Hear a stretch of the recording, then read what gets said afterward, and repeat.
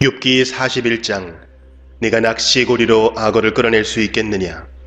끈으로 그의 혀를 맬 수 있겠느냐? 그의 코에 끈을 꿰고 갈고리로 그의 턱을 낚아챌 수 있겠느냐?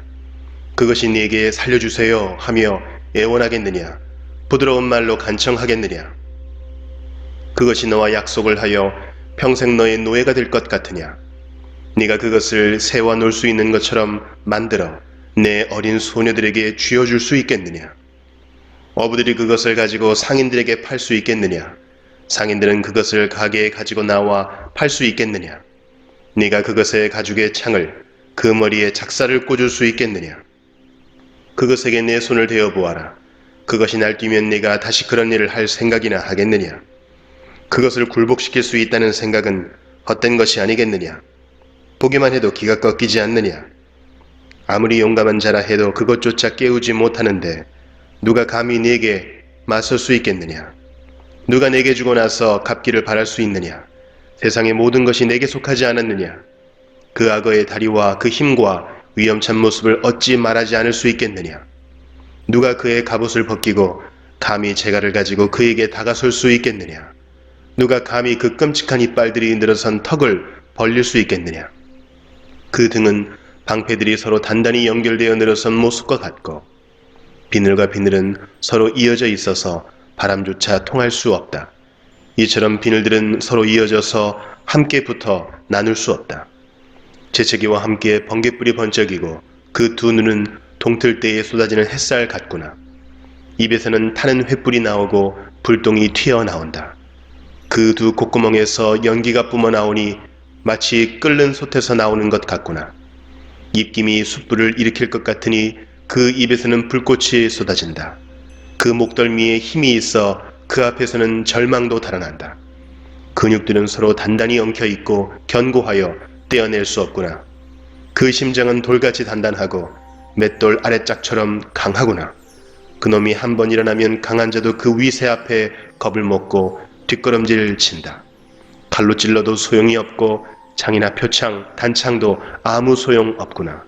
악어는 철을 지푸라기처럼 구리를 썩은 나무처럼 생각하니 화살을 쏘아도 꿈쩍하지 않고 물맷돌도 그것에게는 날리는 겨와 같다.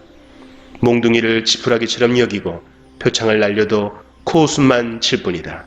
그것의 밑바닥은 날카로운 질그릇 같아서 진흙에서 쟁기질한 것 같은 자국을 만든다. 깊은 물을 마치 끓는 가마솥같이 만들고 바다를 기름 가마처럼 만든다. 지나가며 번쩍이는 물보라를 날리니 흰머리를 날리는 것처럼 보인다. 지구상에 그것과 같이 두려움을 모르는 것이 없다. 그것이 교만한 자들을 모두 낮추어 보니 모든 자랑하는 자들의 왕이로다. 욥기 42장. 그러자 욥이 여호와께 대답했습니다. 주께서는 무슨 일이든지 하실 수 있기 때문에 아무도 주님의 뜻을 방해할 수 없는 줄 압니다. 무식한 말로 내 뜻을 가리는 자가 누구냐 라고 물으셨지요. 정말 저는 알지도 못하면서 말하였고 깨닫지 못하는 일들을 아는 채 하였습니다. 주님께서 들어라, 내가 말하겠다. 내가 묻겠으니 너는 대답하여라 고 하셨지요. 주님에 대하여 귀로 듣기만 했는데 이제 저는 주를 눈으로 직접 보았습니다. 이제 제 자신을 경멸합니다. 그리고 티끌과 지혜 가운데서 회개합니다. 여호와께서 욥에게 말씀을 하신 후에 대만 사람 엘리바스에게 말씀하셨습니다. 너와 네 두 친구는 정말 나를 화나게 하였다.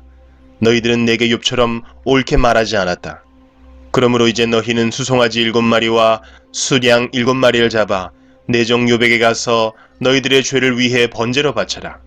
그러면 내 종 욥이 너희를 위해 기도해 줄 것이다. 나는 그의 기도를 듣고 너희들을 너희 어리석음대로 다루지 않겠다. 너희는 욥과 달리 나에 대해 옳게 말하지 않았다. 그러자 대만 사람 엘리바스와 수아 사람 빌닷, 나아마 사람 소발은 여호와께서 자기들에게 명령하신 대로 하였고 여호와께서는 욥의 기도를 들으셨습니다. 욥이 자기 친구들을 위해 기도한 이후에 여호와께서는 그를 다시 번성케 하셔서 그에게 전보다 2배나 많은 복을 주셨습니다. 그러자 그의 모든 형제 자매와 전에 그를 알았던 모든 자가 와서 그와 함께 식사를 하였습니다. 그들은 여호와께서 욥에게 내리셨던 모든 재앙을 생각하며 그를 위로하고 슬퍼해 주었고 각각 돈과 금고리를 욥에게 선물로 주었습니다. 여호와께서 욥의 말년에 처음보다 더 큰 복을 주셔서 그는 14,000마리의 양과 6,000마리의 낙타와 황소 1,000결이와 당나귀 1,000마리를 소유하게 되었습니다. 그리고 욥은 7명의 아들과 3명의 딸을 낳았습니다. 그의 첫째 딸을 여미마라 하고 둘째 딸을 그시야, 셋째 딸을 게렌 합북이라 불렀는데 온 땅에 욥의 딸같이 아름다운 사람이 없었고 욥은 그들에게도 아들과 같이 재산을 나누어 주었습니다. 그 후 욥은 140년을 더 살면서 자손을 4대까지 보았고 오래 살다가 세상을 떠났습니다. 갈라디아서 1장. 사람들이 뽑은 것도 아니요 사람들이 보낸 것도 아니요 예수 그리스도와 그분을 죽은 사람 가운데서 살리신 하나님 아버지께서 사도로 삼으셔서 사도가 된 나 바울이 나와 함께 있는 모든 형제들과 함께 갈라디아에 있는 여러 교회에 이 편지를 씁니다. 하나님 우리 아버지와 주 예수 그리스도께서 여러분에게 은혜와 평안을 주시기를 바랍니다. 예수님께서는 하나님 우리 아버지의 뜻을 따라 이 악한 세상에서 우리를 건지시고 우리 죄를 씻기 위해 자기 몸을 바치셨습니다. 하나님께 영원토록 영광이 있기를 빕니다. 아멘. 하나님께서 그리스도의 은혜로 여러분을 부르셨는데 여러분이 이렇게 빨리 다른 복음을 믿는다고 하니 놀라지 않을 수 없습니다. 실제로 다른 복음은 없습니다. 그러나 어떤 사람들이 여러분을 혼란스럽게 하여 그리스도의 복음을 바꾸려 하고 있습니다. 우리는 여러분에게 복음을 전했습니다.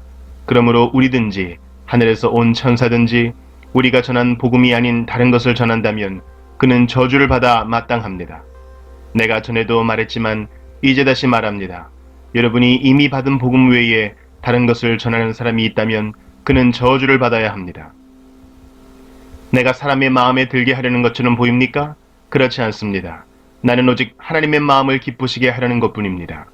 내가 사람을 기쁘게 하려고 한다면 나는 그리스도의 종이라고 할 수 없습니다. 형제들이여, 내가 여러분에게 전한 복음은 사람들에게서 나온 것이 아니라는 것을 알기 바랍니다. 그것은 내가 사람에게서 얻은 것도 아니고 사람에게서 배운 것도 아닙니다. 그것은 예수 그리스도께서 내게 보여주신 것입니다. 여러분은 내가 어떻게 살아왔는가를 들었을 것입니다. 나는 유대교회에 속한 사람이었습니다. 나는 하나님의 교회를 몹시 박해했을 뿐 아니라 아예 없애버리려고까지 계획했습니다. 나는 나와 나이가 비슷한 다른 유대인들보다 더 열심히 유대교를 믿었습니다. 또한 그 누구보다도 조상들의 전통을 지키는 데 열심이었습니다. 그러나 내가 태어나기 전부터 하나님께서는 나를 따로 세우셔서 은혜로 나를 부르셨습니다.